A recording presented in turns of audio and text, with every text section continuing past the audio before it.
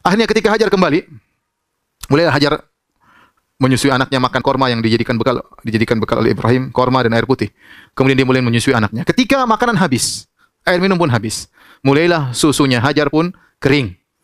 Mulailah tatkala susunya Hajar tidak keluar lagi air susu, mulailah Ismail pun kehausan. Mulailah Ismail pun menangis, si kecil Ismail menangis dan menggeliat-geliat.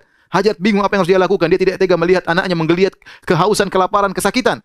Maka Hajar harus berusaha. Maka dia pun pergi ke Bukit Sofa, bukit yang terdekat di situ. Kemudian dia melihat ke arah depan, ke arah kanan, ke arah belakang, apakah ada orang bisa dimintain tolong.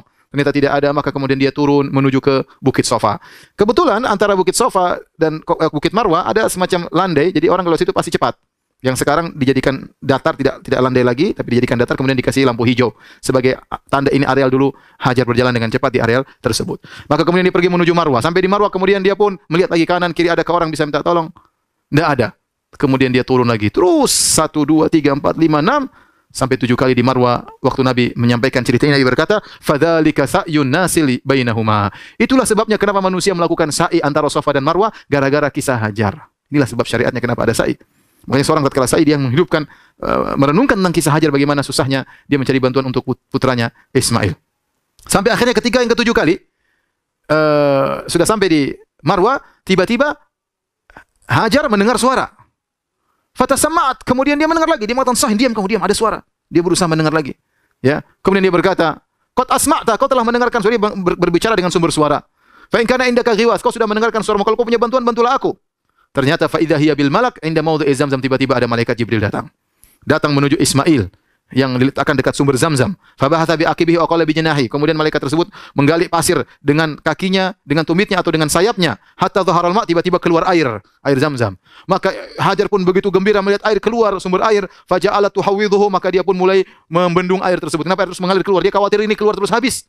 Maka dia dibuat bendungan oleh Hajar supaya airnya tidak habis. Kemudian waja'alat taghrifu minal ma, diambil isi air di tempat sikoknya, tempat airnya, ya.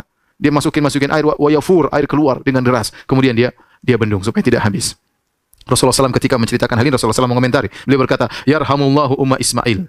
Semoga Allah merahmati ibunya Ismail itu Hajar. "Lau tarakat Zamzam aw lam tagrif minal ma lakanat Zamzam ainan ma'inan." Seandainya Hajar tidak membendung, maka air Zamzam tadi akan mengalir seperti sungai di kota Mekah. Tapi karena dia bendung, airnya berhenti, akhirnya jadi sumber air. Ya, ini semua qadarullah, ya. Qadarullah. Tapi kata Nabi, seandainya dia biarkan, akan menjadi air yang mengalir di kota Mekah. Akhirnya setelah ada air Zamzam, maka Hajar bisa hidup bersama air Zamzam. Tidak ada makanan lain, tidak ada buah, tidak ada daging, tidak ada pisang, tidak ada beras, tidak ada korma, air Zamzam tok. Ternyata dia mampu hidup dengan air Zamzam tersebut, mampu menyusui putranya Ismail. Karena air Zamzam memang air yang penuh berkah. Nabi pernah berkata, "Ma'u Zamzam lima syuribalahu." Air Zamzam tergantung niat apa seorang yang meminumnya. Nabi juga pernah berkata, "Innaha mubarakatun, innaha tu'amu tu'min, wa shifa'u suqmin." Sungguhnya air Zamzam air yang berkah, air yang bisa mengenyangkan dan bisa menyembuhkan penyakit. Ini Nabi ucapkan kenapa dalam Sahih Muslim tatkala Abu Dzar Al-Ghifari datang ke Mekah dan dia sembunyi-sembunyi, dia ingin mencari Nabi, tapi dia tidak ingin terang-terangan. Maka dia bersembunyi selama sebulan penuh. Tidak makan, tidak ada makanan kecuali air Zamzam. Dia tidak ingin keluar cari Nabi. Tatkala itu di Mekah orang sedang menuduh Nabi penyihir, dukun dan yang lainnya, khawatir dia diganggu oleh orang Quraisy. Akhirnya dia sembunyi-sembunyi. Sampai setelah sebulan akhirnya ketemu Nabi di Masjidil Haram. Nabi lihat di perutnya ada semacam bengkok, macam gemuk, tanda gemuk, lipatan perut. Nabi bertanya, "Apa yang kau makan selama ini?" Kata dia, "Enggak ada kecuali Zamzam." Kata Nabi, "Innaha mubarakatun." Sungguhnya air Zamzam air yang berkah. "Innaha ta'amu tu'min." Air Zamzam bisa mengenyangkan. Ini di antara keistimewaan Zamzam. Buktinya Ismail, Hajar hanya minum air Zamzam, tapi dia bisa kenyang, dia bisa menyusui anaknya.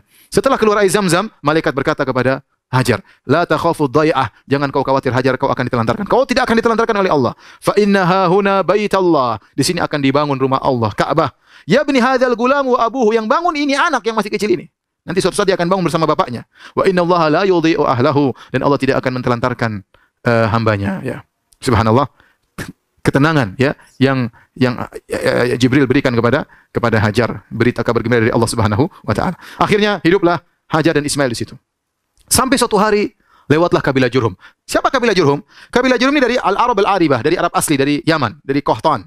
Mereka setelah musibah di Yaman, mereka pun keluar dari Yaman untuk mencari tempat tinggal. Di antaranya mereka sampai berhijrah ke Hijaz, ke Mekah. Mereka biasa lewat tempat situ. Tahu-tahu pada suatu hari mereka kaget.